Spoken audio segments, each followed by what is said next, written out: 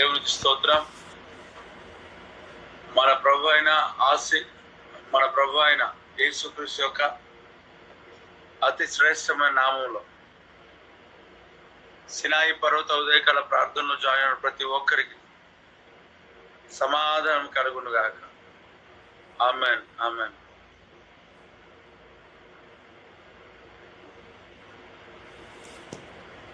దేవునికి స్తోత్రం. దేవుని వాక్యాన్ని మనం ధ్యానం చేద్దాం. మొదటి సమూయేలు గ్రంథము 2వ అధ్యాయము 7వ వచనాన్ని చదవండి ఎవరైనా.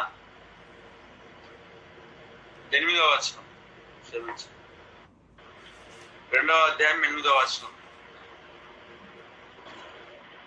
యెహోవా దారిద్ర్యమును ఐశ్వర్యమును కలుగజేయువాడు, కృంగజేయువాడును లేవనెత్తువాడు ఆయనని.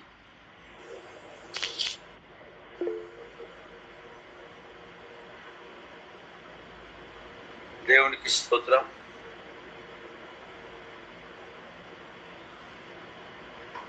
దేవుని యొక్క గొప్ప కార్యములను దేవుడు మన పట్ల జరిగించాడు. గడిచిన కాలం అంతా దేవుడు కాచి కాపాడి తన యొక్క మహాకృప చేత ప్రభు మనం దర్శించి నడిపించిన దేవుడు. స్తోత్రం. మొదటి సమూయేలు గ్రంథం 2వ అధ్యాయం 8వ వచనంలో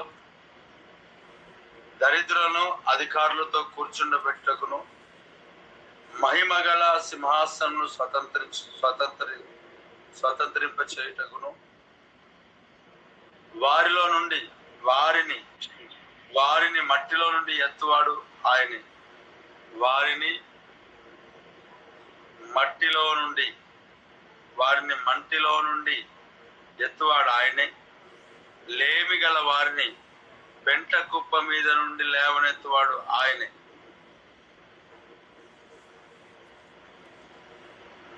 భూమి యొక్క స్తంభములు యెహోవా వశము, లోకమును వాటి మీద ఆయన నిలిపి ఉన్నాడు. లోకము వాటి మీద ఆయన నిలిపి ఉన్నాడు. దేవుడికి స్తోత్రం. మనము చూడండి, ఇక్కడ దరిద్రులను అధికారులతో కూర్చుండబెట్టుటకును మహిమగల సింహాసనమును స్వతంత్రింప చేయుటకును వారిని మట్టిలో నుండి ఎత్తువాడు ఆయనే. లేమి గల వారిని పెంట కుప్ప మీద నుండి లేవనెత్తువాడు ఆయనే. దేవునికి స్తోత్రం. ప్రియ దేవుని బిడ్డలారా, లేమి గల వారిని పెంట కుప్ప మీద నుండి లేవనెత్తువాడు ఆయనే. దేవునికి స్తోత్రం.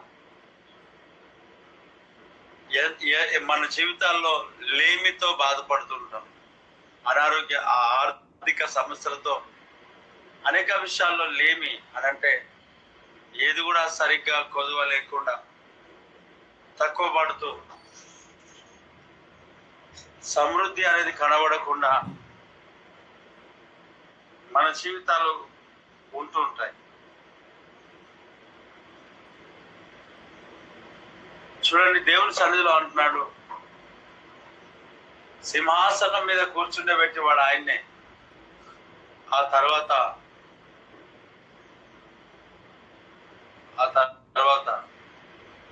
లేమి గలవారినంట పెంట కుప్పల మీద నుండి దేవుడు లేవనెత్తాడు. పెంట కుప్పల మీద. దేవుడికి స్తోత్రం. మనం చదివిన వాక్య భాగంలో 2వ అధ్యాయం 8వ వచనంలో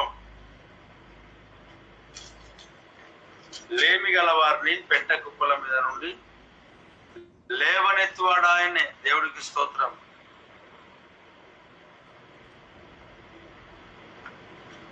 దేవుని బిడ్డలారా,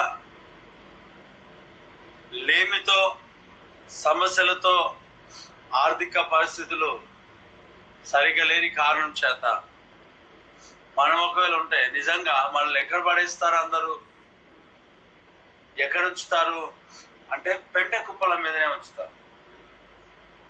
సరిగా పట్టించుకోకుండా, ఎవరు సరిగా చూడకుండా.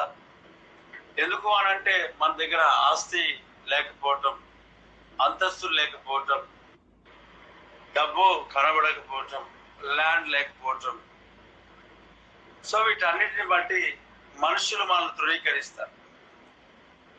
ధనము నీకుంటే అందరూ వస్తారు, దరిద్రుడవైతే దరికెవరు రారు. ధనము నీకుంటే అందరూ వస్తారు, దరిద్రుడవైతే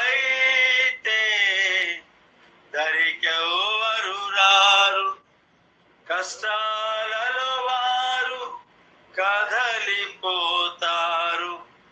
కరుణ గల యేసు నీతో ఉంటాడు.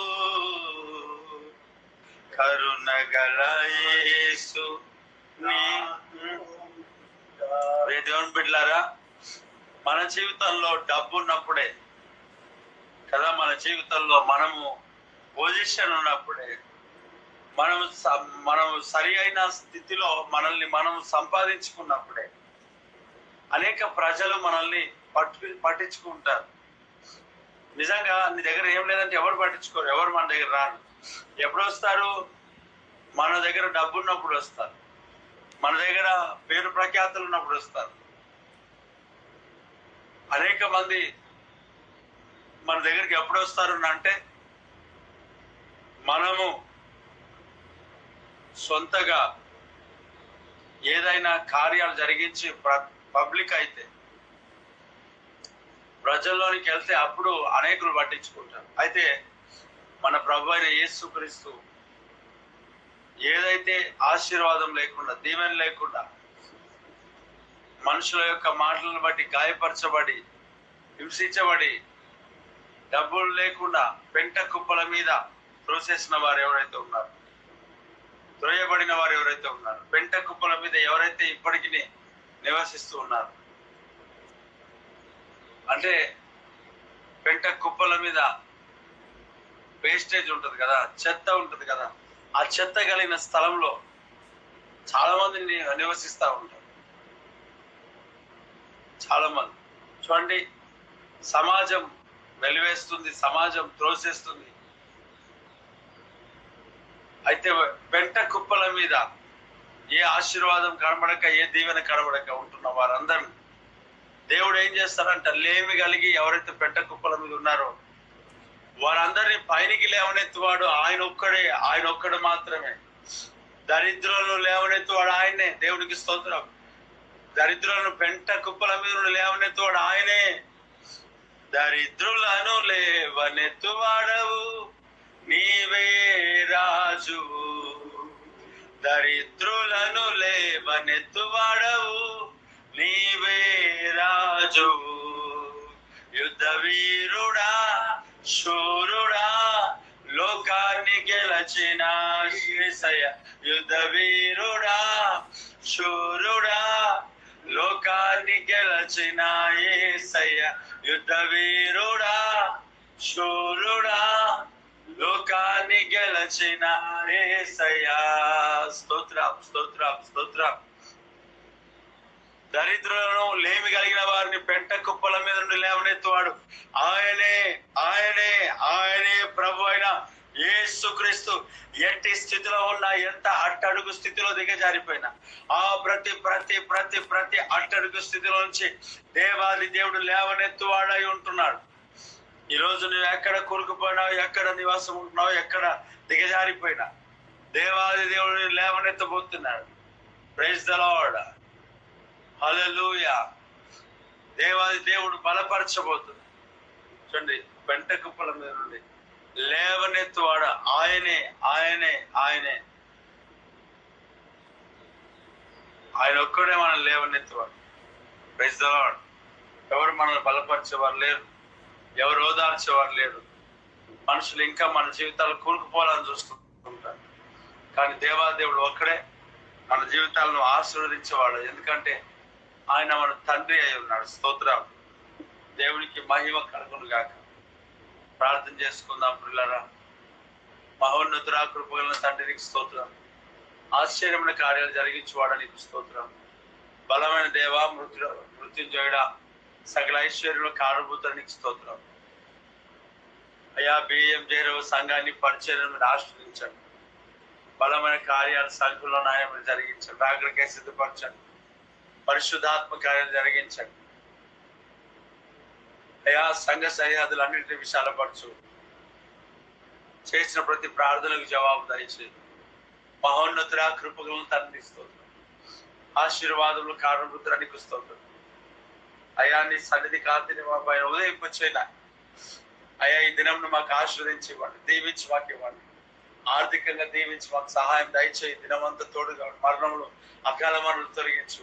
అయా కీడు ప్రమాదాలు తొలగించు. కుటుంబంలో అయా ఈ యొక్క పరిచయలో క్షేమాభివృద్ధి కలిగించేయండి. ఆయన నెమ్మది దయచే ప్రభా, శాంతి దయచే ప్రభా, పరిశుద్ధాత్మ నింపుదల దయచే ప్రభా, ఆత్మకార్యాలు జరిగించు. పరిశుద్ధాత్మ కార్యాలు జరిగించు. నీ సన్నిహిత నింపు, నీ అభిషేకంతో నింపు, నీ బలంతో నింపు, నీ కృపతో నింపు నాయన. తండ్రి సమయాన్ని మీ చేతికి అప్పగిస్తున్నా. మాకు ఆశీర్వదించి ఇవ్వండి, దీవించి మాకు ఇవ్వండి. బలమైన కార్యాలు చేసి నిలబెట్టి మాయం పొందుతాం. అన్ని విషయాల్లో దేవాతోడుగా నడిపించు. క్షేమాభివృద్ధి కలిగించేసి నిలబెట్టి మాయం పొందుకోండి. నజరుడు యేసుక్రీస్తు నామములో చిన్న పిల్లలకు క్షేమం దయచేయి. అనారోగ్య పరిస్థితులు అన్ని తొలగించు. అయా డెంగ్యూ అనే యొక్క జ్వరం సంపూర్ణంగా తొలగించు, స్వస్థపరచు. అనేకులకు గొప్ప కార్యాలు చేయి. యేసు నామములో తండ్రి, ఆమేన్, ఆమేన్, ఆమేన్. చేయబడిన ప్రతి ప్రార్థనలు అన్నిటిని బట్టి రెండు చేతులు పైకెత్తి దేవుని స్తోత్రం చెప్దాం. స్తోత్రం, స్తోత్రం, స్తోత్రం, స్తోత్రం, స్తోత్రం, స్తోత్రం, స్తోత్రం, స్తోత్రం, స్తోత్రం, స్తోత్రం, స్తోత్రం, స్తోత్రం, స్తోత్రం, స్తోత్రం, స్తోత్రం, స్తోత్రం, స్తోత్రం, స్తోత్రం, స్తోత్రం, స్తోత్రం. ఆమేన్, ఆమేన్. మన తండ్రి అయిన దేవుని యొక్క ప్రేమ, కుమారుడైన యేసుక్రీస్తు యొక్క కృప, పరిశుద్ధాత్మని యొక్క అన్యోన్యమైన సహవాసం ఇప్పుడు ఎల్లప్పుడూ సకల పరిశుద్ధులకును సార్వత్రిక సంఘమునకును సదాకాలము తోడును గాక. ఆమేన్, ఆమేన్, ఆమేన్.